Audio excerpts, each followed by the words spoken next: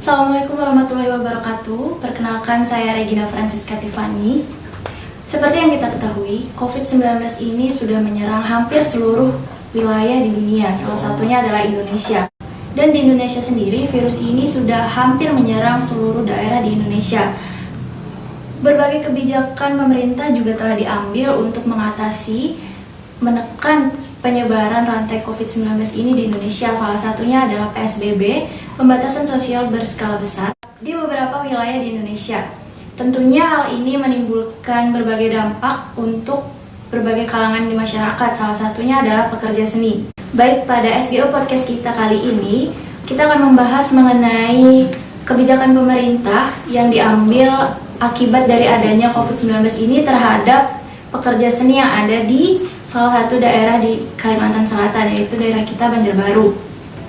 Dan langsung saja kita panggilkan beberapa narasumber kita, yaitu Bang Gabak dan Bang Mangkat. Nah, menurut kalian sendiri, bagaimana sih dampak kebijakan yang diambil pemerintah akibat adanya COVID-19 ini terhadap pekerja seni yang ada di Indonesia, khususnya daerah kita sendiri? Oh gitu. Ya, jadi bicara dampak kebijakan pemerintah selama pandemi ini berlangsung, mungkin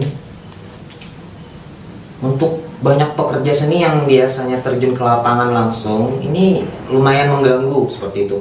Kenapa? Karena yang pertama, biasanya kalau untuk buat sebuah pementasan kita perlu orang yang banyak, dan ketika kita ingin melakukan hal itu, kita terbatasi.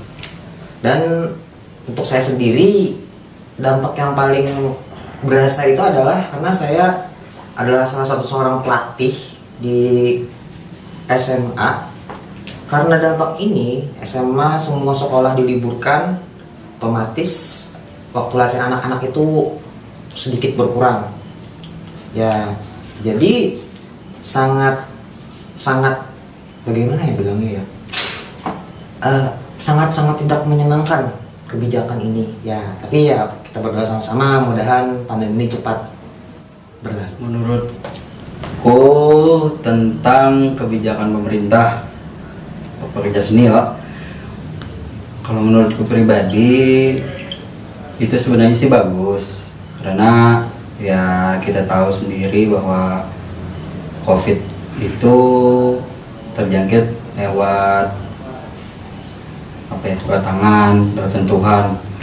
Makanya bagus sebenarnya pemerintah membuat larangan seperti itu.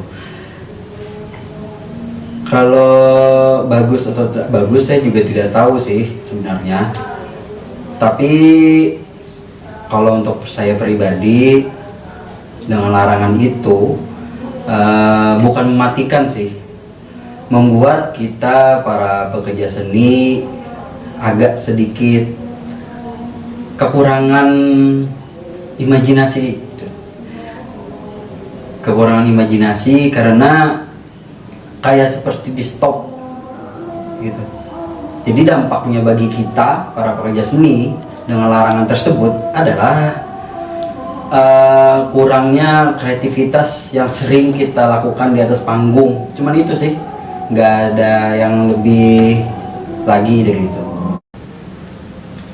Nah, terus selama masa social distancing ini, apa sih kegiatan yang kalian lakukan untuk mengisi waktu luang? Selama social distancing ya, selama social distancing ini memanfaatkan waktu luang, karena saya seorang pekerja seni ya, saya membuat beberapa naskah, insya Allah yang naskah itu akan kami pentaskan mungkin setelah masa pandemi ini berlalu. Dan selanjutnya selama masa luang saya mengisi semua hal tersebut dengan stay tune at home dan selalu menjaga kesehatan. Ya gitu. Memanfaatkan waktu luang ya seperti jawaban saya yang di sebelumnya. Ya saya mencoba lagi bagaimana waktu luang saya di rumah itu untuk kembali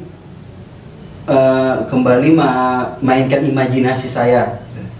Imajinasi yang sudah beberapa lama ini seperti mati oleh COVID itu sendiri. Jadi di rumah ya paling bagaimana menulis naskah kembali, bagaimana memikirkan apa yang akan dikerjakan nanti ke depan, paling seperti itu sih.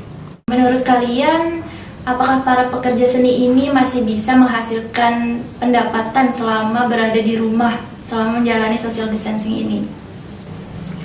Kalau menurut saya, untuk beberapa pekerja seni yang dominan menggunakan media sosial, mereka kemungkinan besar masih bisa mendapatkan pendapatan, tapi pendapatan mereka ya mungkin kurang daripada sebelum-sebelumnya.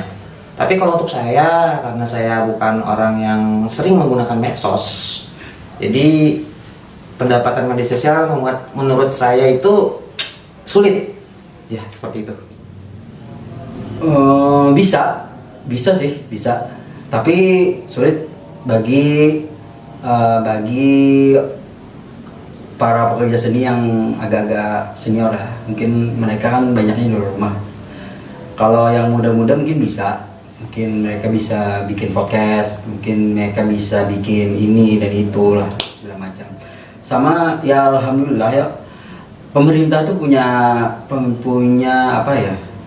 program selama COVID ini sendiri. Ya alhamdulillah itu membantu kita gitu selama COVID, para pekerja seni yang yang tidak punya pekerjaan lain untuk hidup gitu. Ada sih gitu, ada. Dan itu tuh dari pemerintah, alhamdulillah lah, pemerintah memberikan sesuatu lah untuk para pekerja seni. Terus menurut kalian, apa sih dampak terburuk jika memang virus ini tidak hilang selama beberapa bulan ke depan? Dampak buruk pekerja seni kalau beberapa bulan lagi tidak selesai ya COVID. Apa ya? Ya kita tidak bisa ngapa-ngapain gitu. Kita nggak bisa ngapa-ngapain, kita nggak bisa mentas. Ya sama kayak jawaban-jawaban kayak tadi ya, otak-otak kita nih akan terbelenggu gitu. Terbelenggu, tidak bisa mengeluarkan ide-ide. Ya namanya di rumah aja tidak bisa ngapa-ngapain, ya otak mandek sampai situ. Nonton berita ya COVID semua. Mungkin 1-2 orang akan berpikir untuk membuat sesuatu tentang COVID, tapi apa ya, kurang karena tidak ada imajinasi lain yang kita lihat, karena kita cuma di rumah. Mungkin itu ya dampak buruknya tuh, paling kita tidak bakalan makin berkembang, kita akan stuck sampai situ aja. Dampak buruk ya, kalau menurut saya mungkin tidak ada dampak buruk, tapi kalau untuk pekerja maksudnya pekerja seni, anak-anak kampus, ini pasti berdampak untuk kegiatan-kegiatan mereka. Segala sesuatu hal yang direncanakan pada saat bulan sekian, tanggal sekian, itu bisa mempengaruhi kinerja mereka dalam berorganisasi. Tapi kalau untuk saya pribadi, karena saya salah satu pekerja seni yang kurang aktif di kampus, jadi tidak terlalu berdampak besar untuk saya, karena saya menerapkan kesenian itu bisa di mana saja, kapan saja, dan bagaimanapun caranya. Ya, begitu. Ini pertanyaan terakhir untuk kalian. Jadi misalkan nih social distancing ini sudah berakhir, apa sih yang akan kalian lakukan untuk menyambut hari-hari yang sudah tidak ada social distancing seperti sebelum adanya wabah ini di Indonesia? Rencana setelah ini ya banyak, karena banyak sekali yang belum terrealisasi, banyak sekali yang seharusnya kami kelompok kerjakan tapi tidak bisa karena COVID. Yang pasti kami akan menyelesaikan itu dulu. Kami mau mentas lagi, ya mungkin kami mau gimana lah gitu. Pokoknya kami ingin bekerja lagi lah. Tapi ya doanya ya semoga cepat dan kami bisa kembali lagi ke dunia kesenian yang kami cintai selamanya.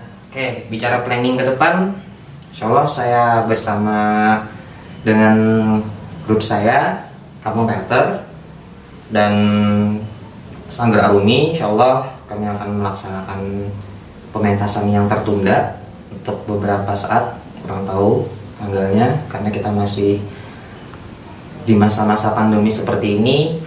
Jadi yang pastinya semua hal yang akan kita laksanakan sebenarnya beberapa bulan ini mungkin akan kita laksanakan selanjutnya ya, karena dari kami saja dan saya, maksudnya dari saya dan tim saya saja, kami mempunyai beberapa program yang kami ingin laksanakan, tapi karena masa pandemi ini kami tunda terlebih dahulu.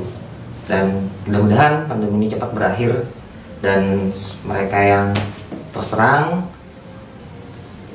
mereka yang mendapatkan dampak penyakit ini mudah-mudahan cepat sembuh, dan untuk keluarga yang ditinggalkan mudah-mudahan mereka selalu tabah. Dan untuk kita semua mudah-mudahan tetap sehat dan selalu di lindungan Tuhan Yang Maha Esa. Intinya kalau bicara planning saya ke depan, saya ingin lebih berkembang lagi dalam dunia seni. Baik, terima kasih pada abang-abang yang telah meluangkan waktunya untuk SGO Podcast kita pada kali ini. Dan stay safe, stay healthy, stay at home. Jangan lupa untuk menyaksikan SGO Podcast yang selanjutnya. Salam seni, salam SGO, hidup SGO.